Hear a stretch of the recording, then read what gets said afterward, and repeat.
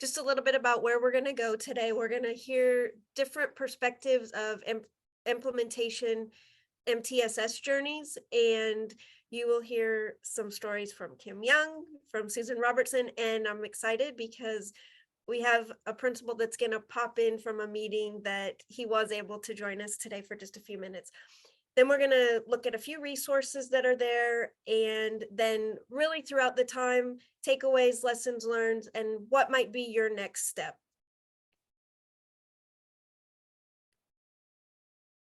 My MTSS journey probably started the day that I walked into the classroom the first time. I just didn't know that it was an MTSS journey. I feel that that has evolved over time. I always had a passion for meeting students where they were. Particularly, my time as a leader was the day I walked into this high school and started to work with the team and getting people together who were going to be working on what at that time was response to intervention, and we had PBIS. We began to look at those two, academics and behavior, together. Susan Robertson was a part of that team, and that team over time has evolved. And so we had our teaming structure. We started to investigate what did the data look like, looking around the school, not just at numbers, but really at people, and what were those students doing? What was the community bringing to the school? We started to connect the dots and have our communication plan. We partnered with the University of Louisville on the KY Abry project, and I'm really proud to say that this school, fast forward to today, was named a National Blue Ribbon School. They've kept up a lot of the processes, and I just enjoyed my time there. And those moments as a principal in that school helped really solidify my journey with MTSS. Along the way in the journey, I started to work with Kim Young, and she was a teacher, was a principal at the time, and I was working with her on her MTSS team. And Kim is going to share just a little bit about her journey with MTSS. And Kim, would you talk for just a minute about being a building principal and now the district team lead with MTSS, and just tell us about your initial work to date? Yes. So as a building principal, I think kind of like you, Melissa, we did a lot with MTSS, or at that time RTI, and we had meetings about it. We had teachers would bring their data, but I looking back and reflecting, I think there were we had that issue of too many teaming structures. When I think about, we had what we call our SST team. So those are the teams when students aren't successful in tier 1, we talk about, okay, what interventions can we do? We had the leadership team, we had the curriculum team, we had the instruction team. So in thinking about, what I probably would have done differently, step 1 is to do a teaming structure audit to look at what are the teams that we have currently, what is their function, what is their purpose, who is on those teams, because and now thinking district wide, as the district MTSS coordinator, schools do it so different. And I think once you start talking about MTSS and having that true MTSS teaming structure, and what I mean by that is we have our district MTSS team, then each school has their school MTSS team. Then you have what we call our SST teams, which talk individual kids aren't successful. Then you have your PLC. So you have all of these different structures in place, but on top of that, a lot of schools were, for compliance, would put together an MTSS team. But then they would also have their leadership team doing very similar purposes. They would have similar conversations. And so in some schools, it was just an additional meeting that teachers weren't too happy about having to attend because, you know, they have so many other things on their plate and they didn't see the true value. And then we have some schools that would have it just kind of as a faux team that really didn't hold the value of decision making in the school. And so really for our first 2 years of doing true MTSS work in our district. And to back up a little bit, where that really stemmed from was we had a special ed audit.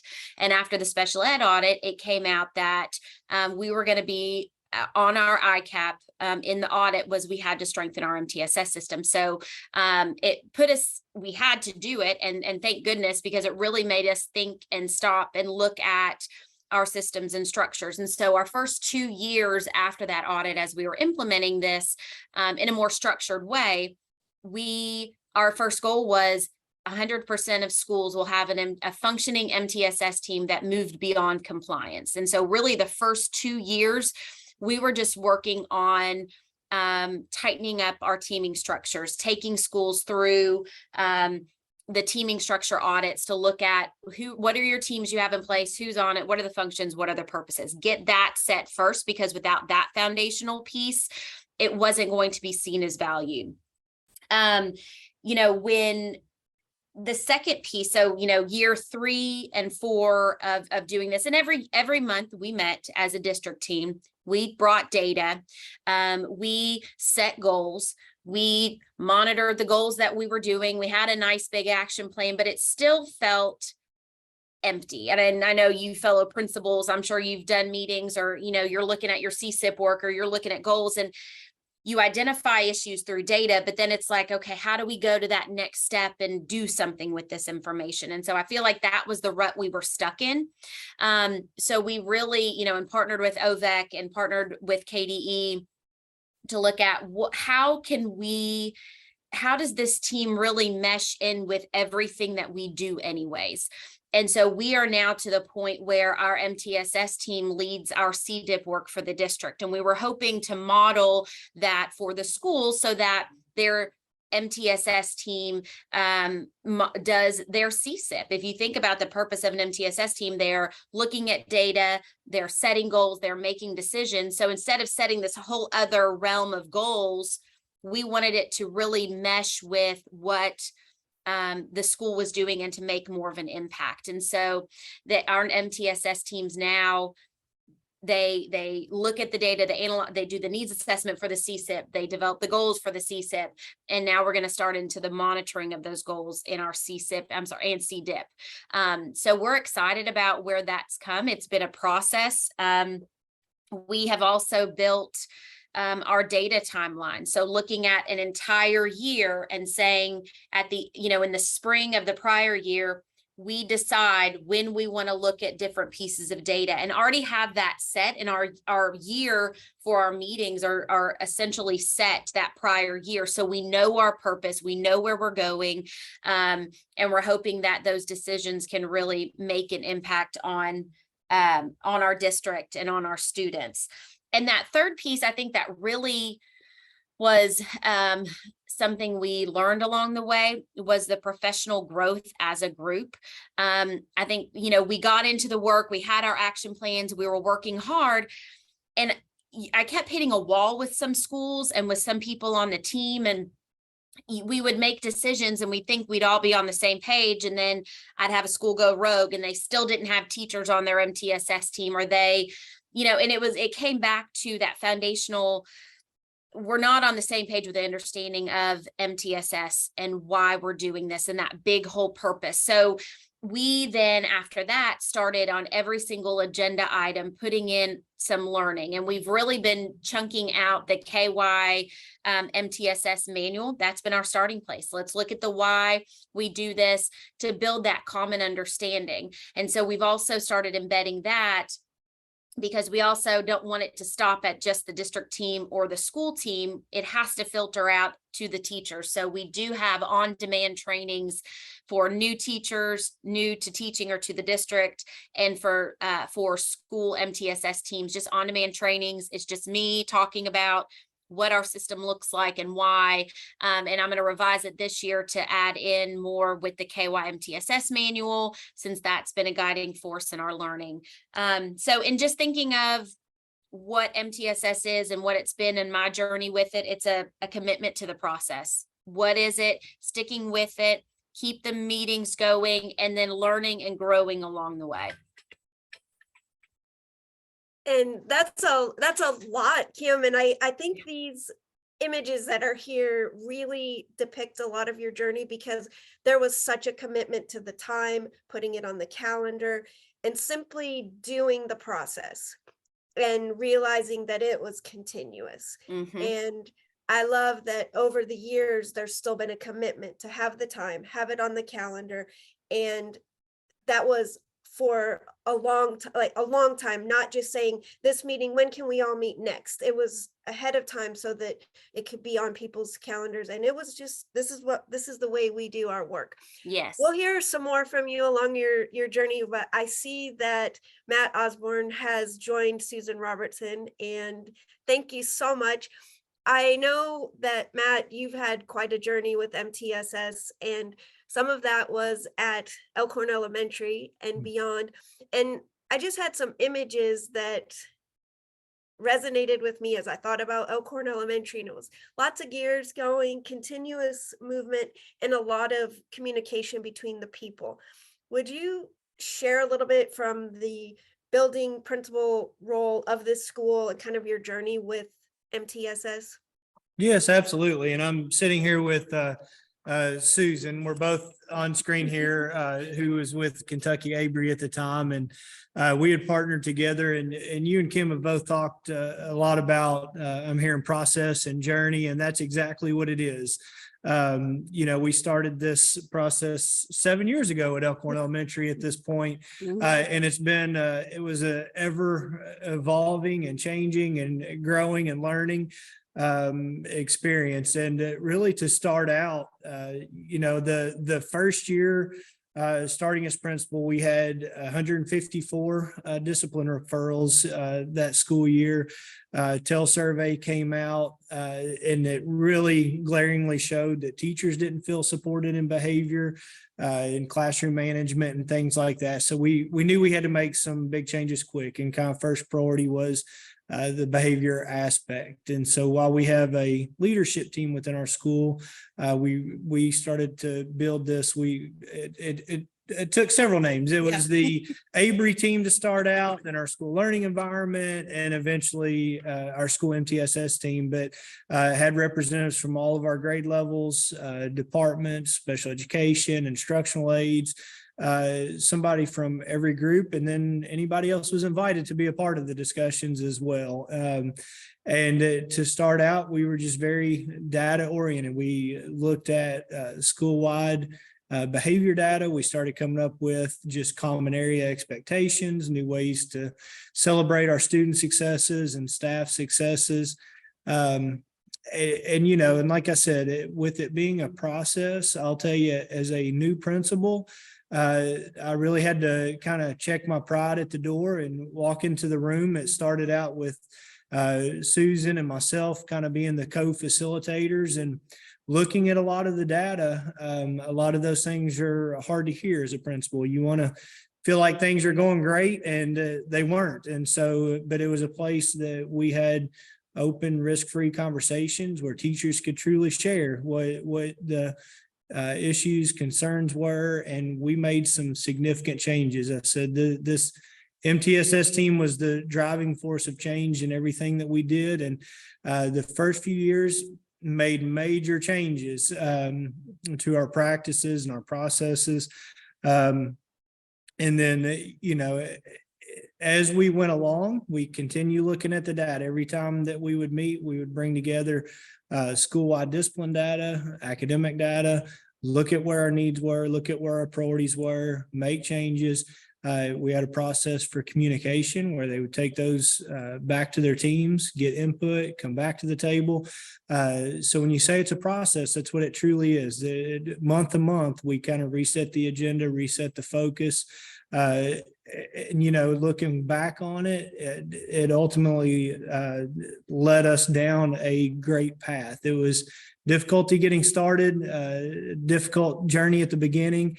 But in the end, I don't have the end of year data, Melissa. I wish I'd pulled that, but I know up to February last year, there were only 32 discipline referrals. So the first year of implementation, we were at 154 for the year. And at the end of February, we were at 32 last year at that point. And then I'd mentioned the TEL survey with teachers not feeling supported. By the end of last year, kind of our behavior data was how effective are school leaders at developing rules. Teachers responded 100% favorably on the impact survey results. Respect between teachers and students was up to 94%. So I think we saw a shift in behavior. Culturally, the data amongst the staff and the buy-in with the staff. And as a result, we're starting to see those academic gains there. So it's definitely a journey and definitely a process. Yeah, and this is Susan. So I worked with Matt with a previous position, but I think the biggest thing, and Matt can testify, is that meeting, setting up that meeting and getting that teacher voice was crucial to some of these movements. Because if you were to look at that meeting back 7 years ago, that first one when Matt and I were leading it, to where that meeting is today, where it's teacher run and it really is a voice of the school, I think it's an amazing journey, because it didn't start out like that, but the commitment to meet each month, look at the data, listen to the teachers, and begin to problem solve, which is what that team's about. How do we address the issues at our school? It's now a truly problem solving team. It did one there on the first day, but by now it is. And Matt, I don't know if you want to speak a few minutes on that, but it's a totally different team. And teacher-led team. Yes. Within the last 2 years that I was at Elkhorn, I would help with some of the agenda items and things like that, but it was truly teacher-driven. Teacher chairperson, secretary, vice chair, and they set the agenda.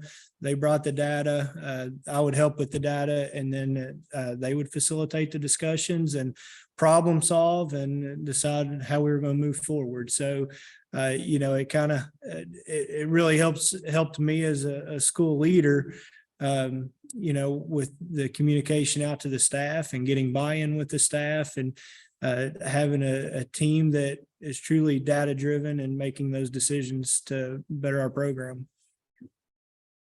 And just in listening to that, I'm thinking we have principals on the call today, and I don't know if you have your team in place or if you're working to establish it.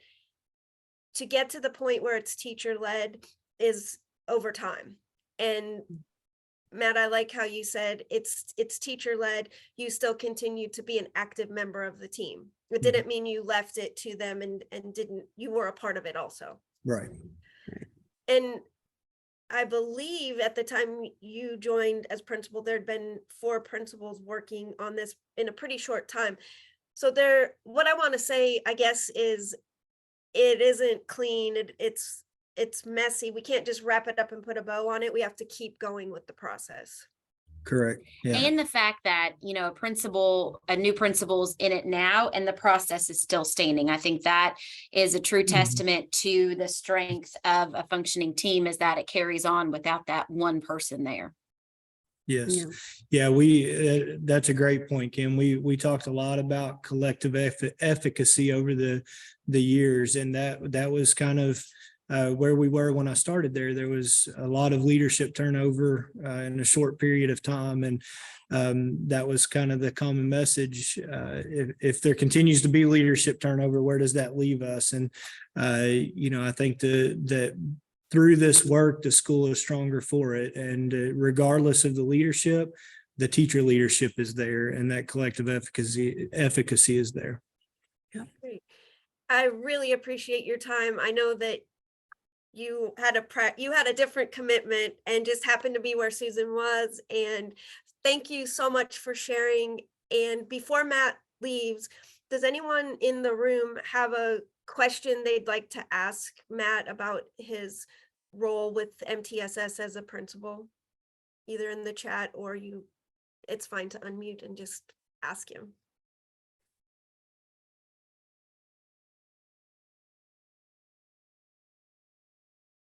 Well, Matt, I think you are more than welcome to stay as long as you want, but I so appreciate you and your time and your commitment to MTSS over the years and meeting the needs of each and every student. So thank you.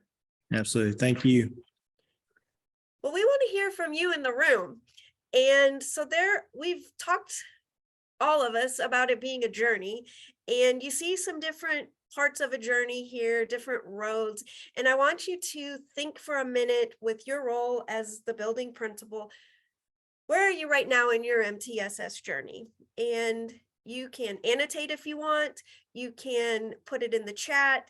We just want to hear from you a little bit about where are you with your MTSS teaming structure, and what picture, what image best depicts your journey at the moment. And Letitia, will you kind of let us know on the chat there if some are coming in?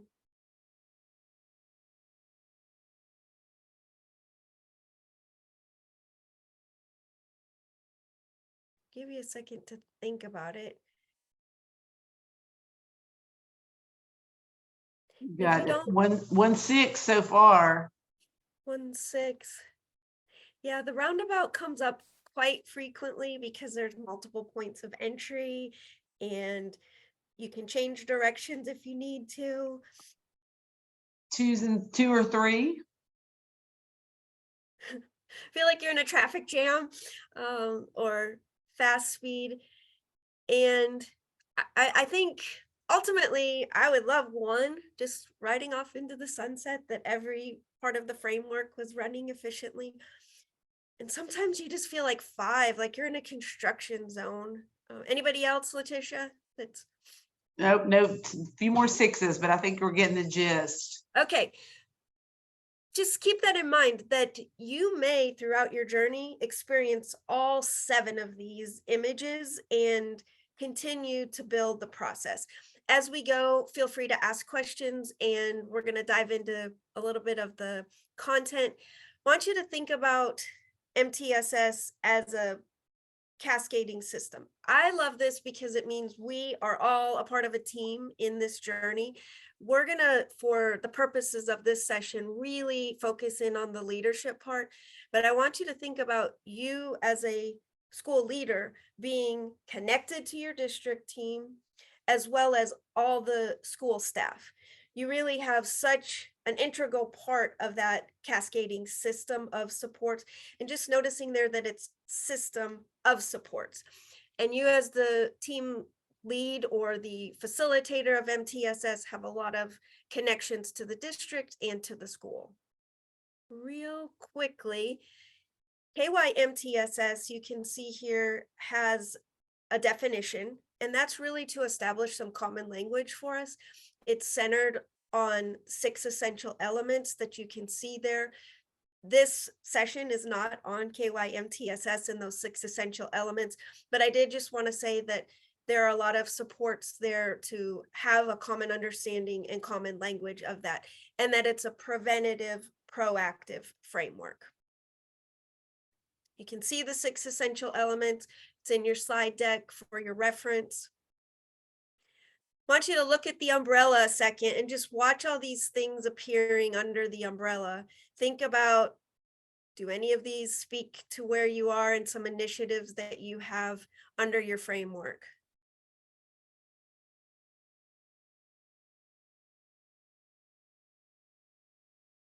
There are lots. There's a lot under the umbrella, and you could, if there were time and you had a moment to do, I know you would add a whole bunch of other things that are under your MTSS umbrella. What the benefit of a framework that looks at academic behavior and social emotional data and instruction and support is that it gets things in a cohesive framework. And just, we recognize that there are a lot of things under your umbrella. And I wanted to see Kim or Susan, is there anything that you haven't shared to this point in reference to the framework itself? And if not, then we're just gonna move on unless there are questions from the group.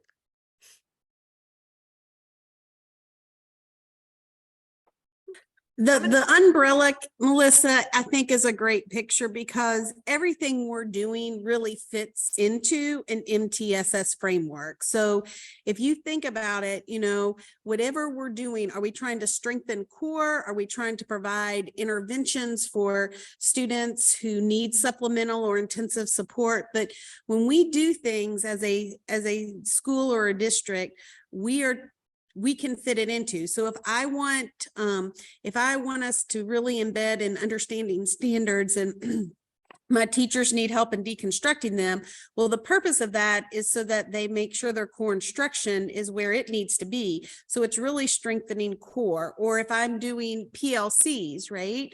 PLCs is a way for us to look and help more kids master the benchmarks we want them to master. It's part of the core. So I just think that umbrella, every school, every district, your umbrella may look different, but a lot of the things that you're doing are in that umbrella, and you can probably look at your umbrella and what you put under there and find your entry point. Going back to number 6 with the roundabout, that's typically an entry point of where you begin to build that MTSS system. So some of you all may have a really strong PBIS system, so you're just really working to do the academics, or maybe your academics are really strong, and so you're really looking at doing PBIS or positive behavior interventions and support, or embedding your social emotional learning. So I just think that umbrella is unique to a school, and it's also unique to a district, but there are a lot of things that we do that really support the framework.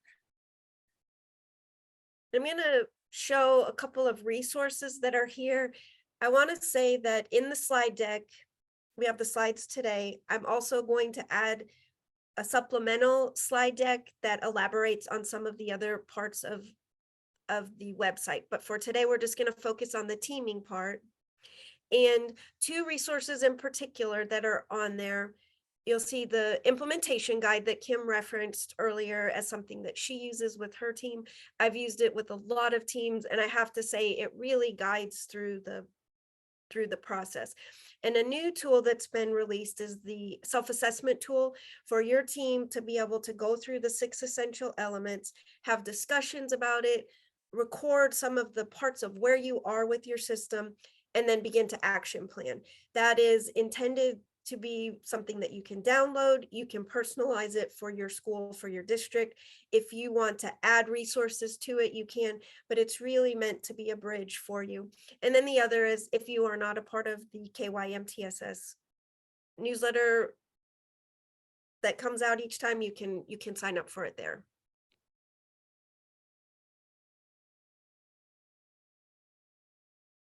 There's if you want to scan it, and you can look at those. And then collaborative teaming, I put another QR code there that'll take you right to the teaming part of the website. On the website, it'll have each essential element, and then it'll have featured resources. So those may change throughout the time. You may go one time and there's a featured resource that won't necessarily be taken off, but it might be moved down to this next part. And it might be under here. And these are some of the resources that are available for you to use with your teaming process. 2 that go with what Kim mentioned about the initiative inventory. There are 2 there, the Cybers initiative inventory and then NERN initiative inventory. That's where you can take all the things that you have going on and get an idea of, are there things that we're doing just because we've been doing them, and now we need to combine them with something. And I just put in here 2 documents for you. I'll also tell you that all of the documents that are here are also linked, so you can go right from the slide to the document. So there's the Cybers one, and there's the NERN one. Those are great to do with your team, all your teams, and really get an idea of what all is happening. And Susan, I know you've worked a lot with building level, school level. Just real briefly, that teaming process, would you kind of walk them through the framework there of the meeting itself? Sure. So, when you're building your MTSS framework, teaming, problem solving teaming is a key component. And so what that sets up, not only looking at identifying problems and solving them, right, and coming up with solutions that are going to work for your school or district, but it also means a communication platform too. So you heard Matt talk about it. You also heard Kim as she described it at the district level, but that district level team is meeting monthly, looking at the district data for academic, behavior, social, emotional, mental health, safety data. They're making decisions at that district level team that are going to impact all the schools. And so they're problem solving things at that level. So for instance, if we see that bus referrals are really high, we see that it's from multiple buses, we see that there are common problems, then we begin to put into place what are some systems. So a lot of districts have then begun training their bus drivers on PBIS because that's what the schools were using. And so the connection between now the school and the bus drivers is stronger, and they begin implementing PBIS on the bus. So it came from, though, that district meeting, right? And so then the district may decide, let's look at all of our academic data. Where are there commonalities between schools? Some of you all come from a district where you may have multiple elementaries, but you may have one or two middle and one or two high. And so building some systems that are cohesive among the school so that we're not creating our own gaps. From that team then comes that school level team that Matt talked about, and they meet monthly too, but they're really looking at the same data, but at that school level. So what issues are we trying to look at the school level? What is our data trying to tell us? So we always say, if we can look at our data and predict where there's going to be struggles, then we can begin to problem solve. And that's what that meeting again is about. So they're looking at school-wide data and making decisions. So if you're at an elementary, what are some commonalities between K-5?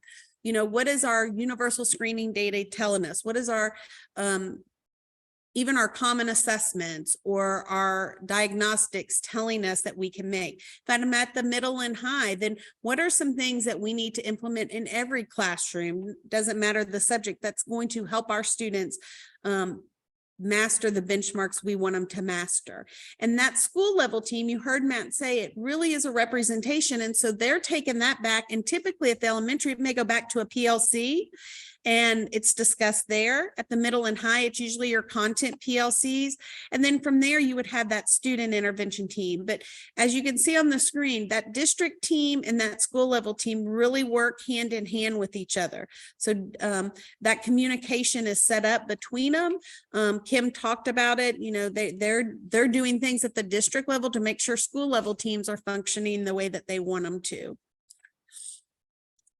And when I started as a principal working with MTSS, our district did not have a team. And I started having it as a school team. There may be people on the call who listen to this later that you don't have a district team. I say, go ahead and start with your school, and it may branch out into other schools in your district. Ideally, you have the district team working with the school team. You may find yourself where your district does not yet have a team, and therefore you would have the school team that you would be able to lead and to develop. Yeah, I'd say that there are times where the school team is what's, your school has a functioning team, and then sometimes the district comes on board. That's just the entry point. Other times we've got districts that they have a strong district team. They're now working to implement it at the school level. And you had Kim who said it's, you heard her earlier, it's kind of both, right? They've got a district team now. They've got some school teams that are really off the ground and running, and like Matt's team. And then there's others where they're having to just guide a little bit more. And that there's a lot of reasons why that takes place. Melissa, there was a question in the chat, and I think I can kind of address it about how districts are tackling district-wide academic data and problem solving. And that's been, we've done it in a couple different ways. I know I use Tableau a lot, and for the behavior piece of it, and I'm excited. You've probably already seen it, and I've got it on my desk somewhere here, but they've come out with the Tableau IC academic analysis that's through the Tableau. So they've come out with a big guidebook on that. So I have a feeling I'm going to be using that a lot. And with the problem solving piece, so we use, obviously our universal screener data, those 3 times a year. We use iReady is what our universal screener is. We've pulled for the high school failure rates and looked at by grade level and by cohort the failure rates. And then, that the biggest piece of it is then, so what do you do with it? What problem solving? We do typically use the Atlas protocol is the one I like. I'm more familiar with, and so is my team. So we use Atlas protocol quite a bit to dive into the data a little bit more. There have been instances where we need to go even deeper with like fish. What is that one? Fish. Come on, Susan. Thank you. Fish. I kept wanting to say fishbowl, fishbone, and do more of those analysis piece to dive a little bit deeper. We've come up with solutions, even so much, especially when like ESSER money was coming in, it really was the driving force for our decisions of a lot of our resources. And now that the superintendent makes that choice, he'll come to us and we are kind of the data decision team. Instead of taking it to this team and then we'd go to admin and show him this, it really falls down to our MTSS team. We had looked at our data, iReady and ACT, and geometry was low across the board. So especially during COVID, we gave each school so much money to get more manipulatives to send home with kids for geometry. Our PD, a lot of that is decided through what our data is telling us with MTSS. So a lot of our resources at the district level, that's kind of how we drive that. And then part of our agenda is that we have at the end suggestions for school groups to put on their agendas. So we kind of help them build the agenda based on what we do. So we try to give them, okay, we looked at this kind of data district wide, you guys need to look at it school wide and make some decisions. So that's kind of how we as a district do it and what problem solving we use. I think for a resource, I will add a sample agenda so they can see some of those elements, and I'll do that after. That's through the agenda where the professional learning is embedded, the data are determined, and then getting those actionable steps, making sure that we're not just having the meeting to talk about it, but what are we going to do? What is our next step? And I know that we've talked a lot about teaming, and one of the things that we found in addition to the initiative inventory is this teaming inventory. And you can see where the roads start to come together. And this is where you may be able to merge some of your teams. So looking at what is the name of the team, the purpose, who are the people, how often, what data are going to be used, any additional information. There's not magic in any of the forms. The magic, if you will, is in the discussions that happen and in the work. These are just some templates to help you if you want them, and some resources and some lessons and tools that we've acquired along the way.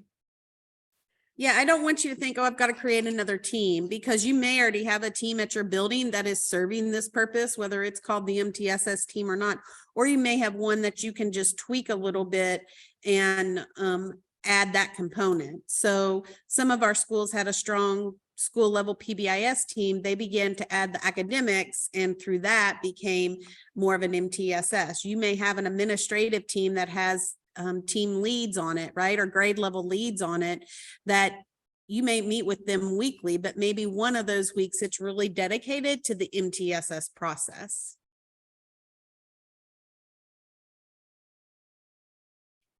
little time for interaction here. If you have questions, please feel free to put those in the chat. Susan, Kim, would you share with the group perhaps something that's helped you with your MTSS process? And then what are some of the challenges that you still have with teaming and implementation?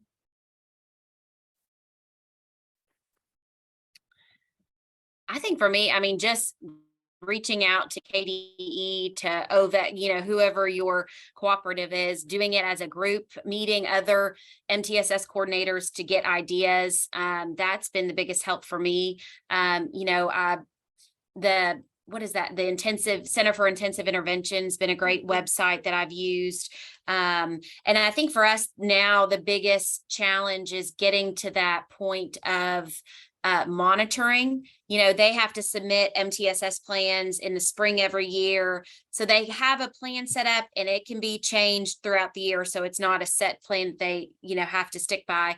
But we want it to be a living document. So I think for us as a team and for my role is just that monitoring, where are those areas that we can help strengthen, since as you saw from the umbrella, it essentially means everything in a school.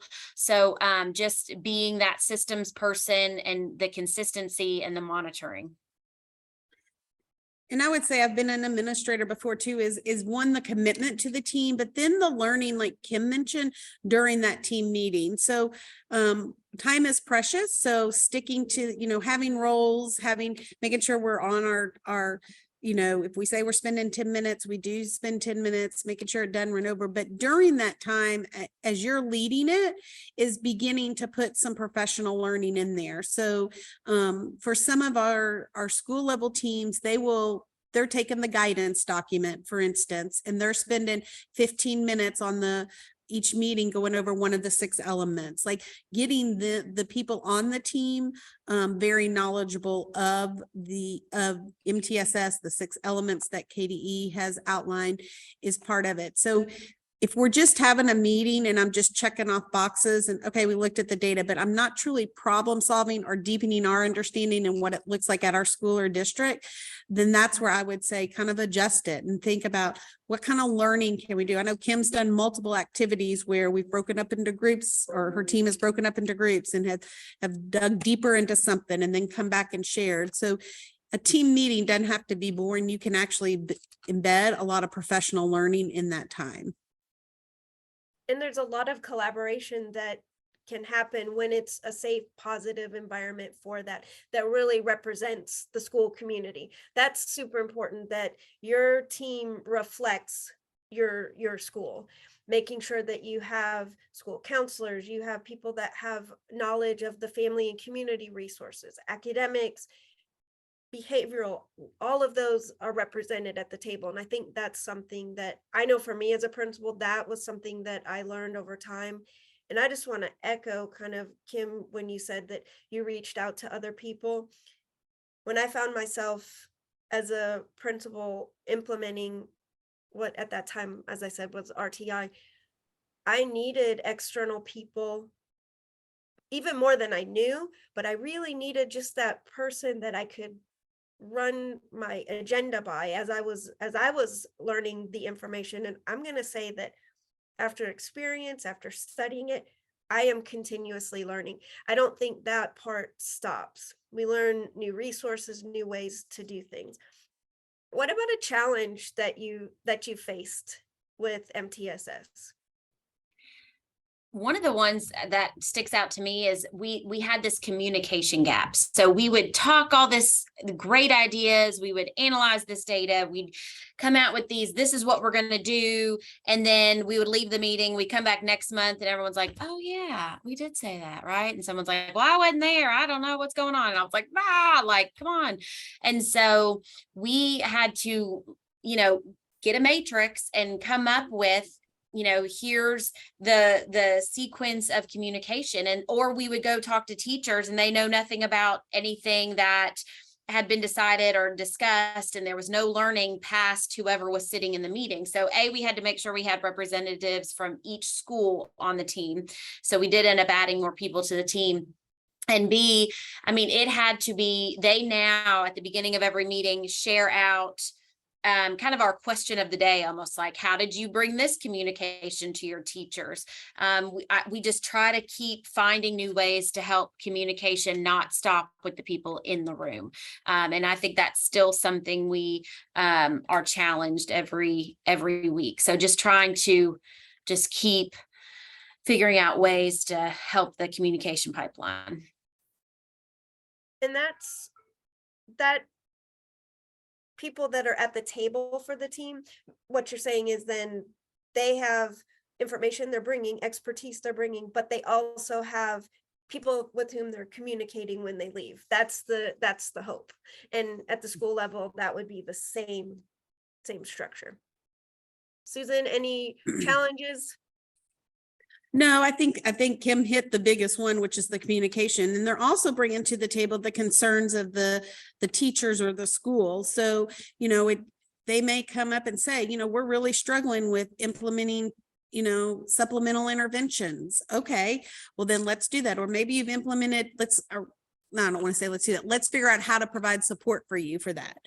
Maybe you've implemented a new curriculum. Well, those teachers are the ones that can come back and say, we're really struggling. We're not on pace. Our lessons are taking longer. And then that team can problem solve it. Maybe it is more training. Maybe it is looking at the schedule, but they have to understand that there's that purpose of that team and that they really are a voice to get to where Matt is, which is that his school, previous school, was really at a problem solving team that was led by the teachers. So I think that, Kim, you hit it on the head. Communication is probably one of the biggest, can be a barrier and hurdles that you have to overcome. A challenge that I noticed as a leader facilitating the process was I was at a high school and involving the students in the process of hearing from them. We would get our universal data, we would have diagnostic assessments, and then talking to a student saying that we're going to provide this intervention, this support, and letting them be a part of the process. I think we have to remember, if we go back to the definition of meeting the needs of each and every student, and the students are a huge part of the process. Also, having people at the table that have good relationships with students. And I remember talking to a high school student and they said, but I can read, I don't need reading intervention. And having a private conversation with the student saying, yes, I know you can read, I know you have literacy skills. Here are some things that we can do to help you to be even more proficient in your literacy. But honoring that student for saying, I know how to read. And we want to be careful to remember that these are tiers of support. They're not tiered students. Students receive tiered instruction and tiered support. And so I just think that to me was a challenge that I don't know as initially I expected, but so important to remember that these are students that have academic needs, behavioral needs, social emotional needs, and we're not just doing something to them, but we are supporting them in a way that we're listening to them as well. So I would say that's a challenge, and that I don't think has been highlighted here today.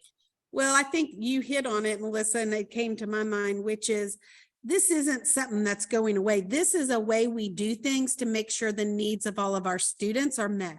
So it really is a paradigm shift, and that maybe getting teachers in that mindset can be, or staff in general in that mindset can be a challenge of itself. Because when you think about developing a multi-tiered system of support, what we're saying is we've got supports in our school for when students don't meet the benchmarks we want them, or they exceed the benchmarks that we have for them.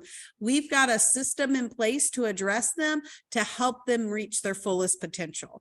And so to me, this is year 26 for me.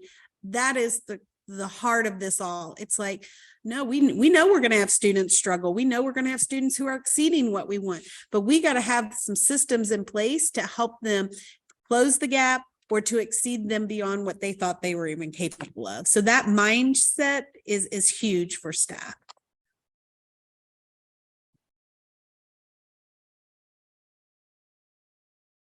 Kim, when you were a building principal and you were facilitating MTSS, what was maybe a challenge or a barrier that you had in that role?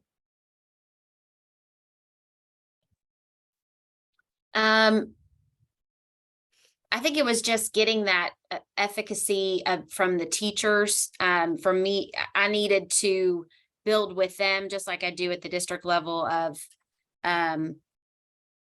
do you see the importance of why we're here today and looking at data? And, when you bring your data, what is that purpose? Why is it important to bring? And just continuing to build that, just that they saw the importance of their role in it.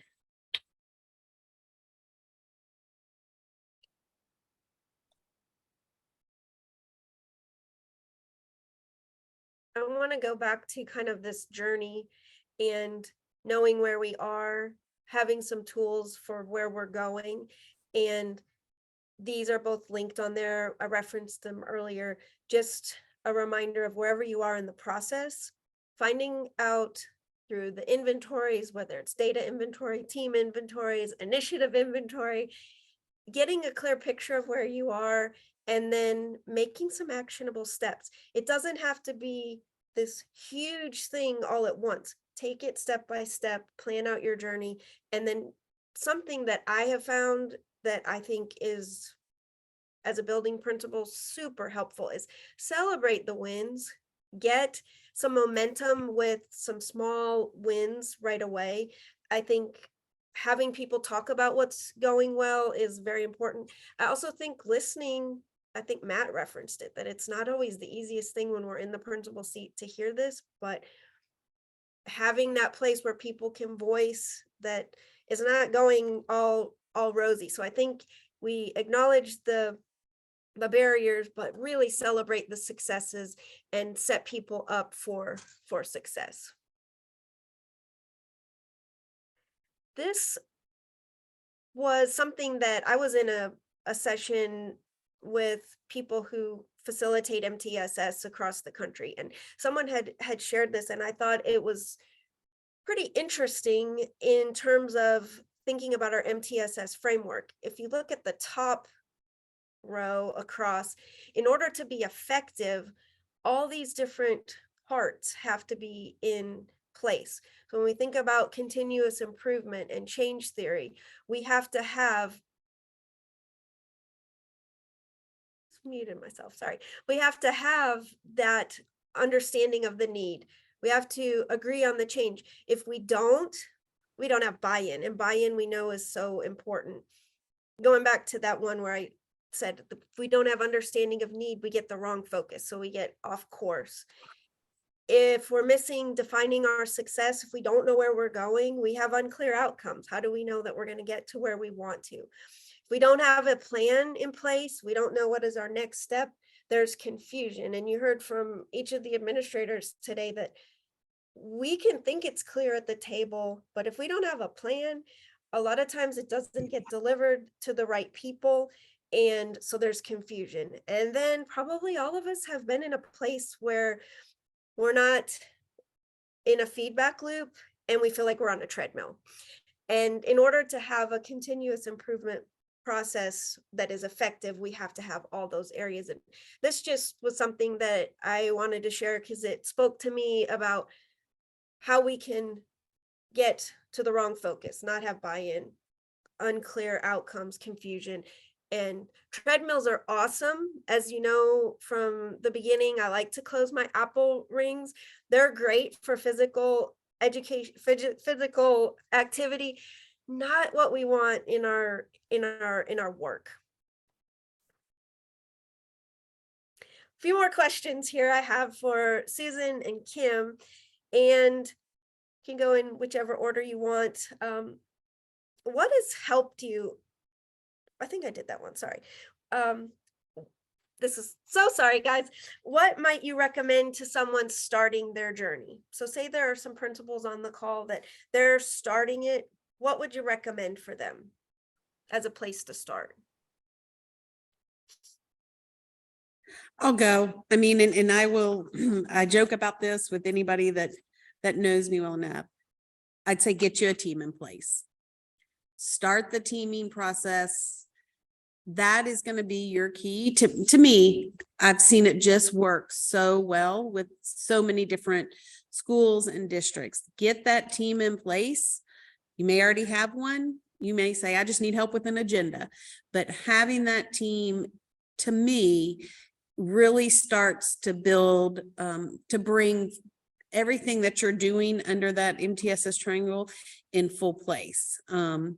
Because you may be doing interventions, you may have a great MTSS academic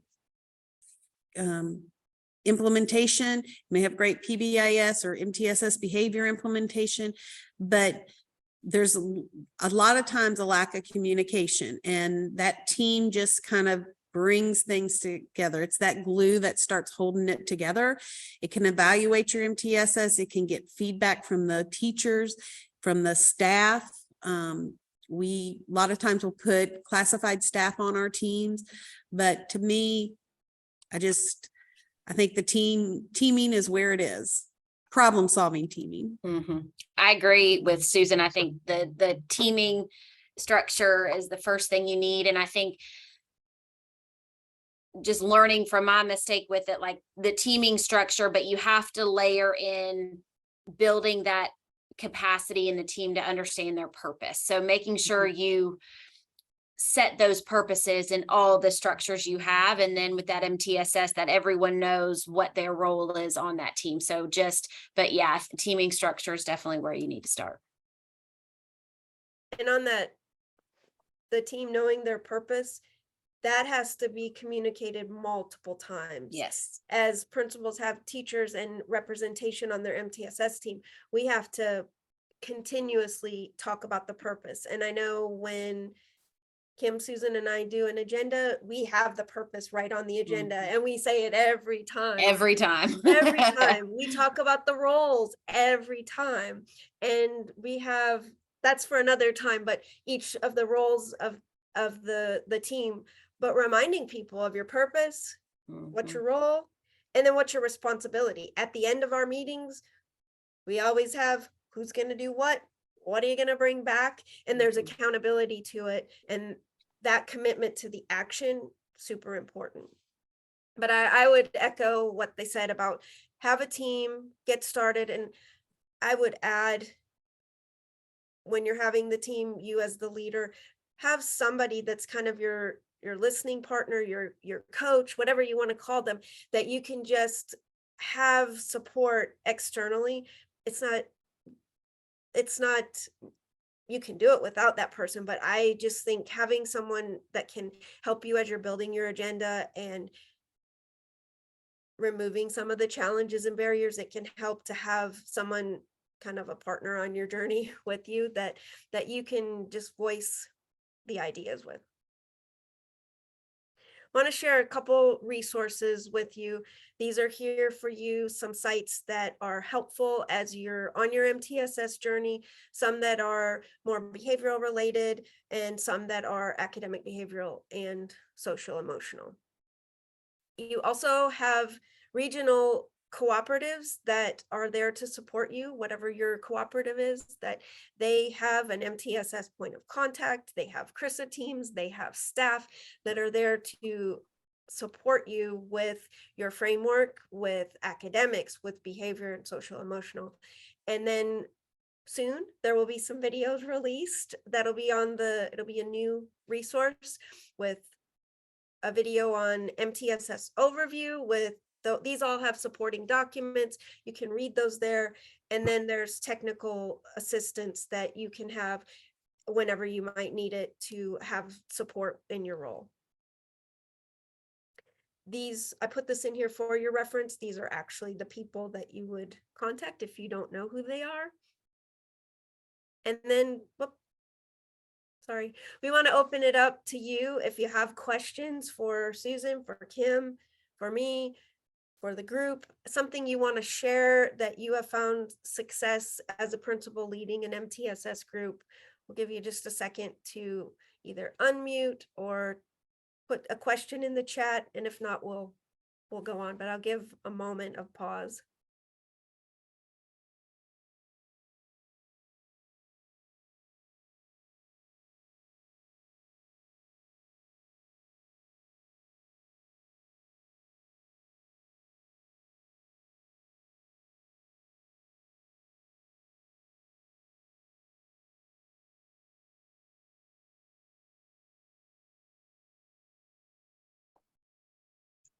I'm just going to mention really quickly, Melissa, that I think the ask is that you guys link your slide deck in your bio box in the grid.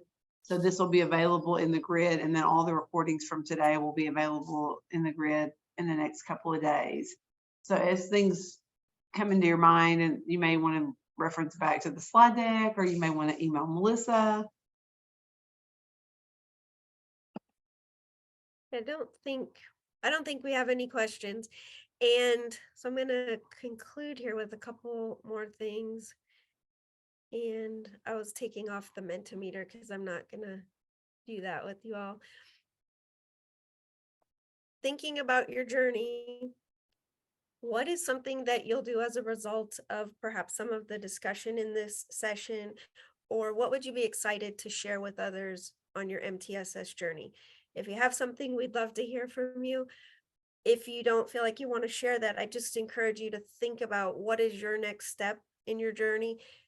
Before you go on to the next session, think about what is your next step with moving your MTSS team forward.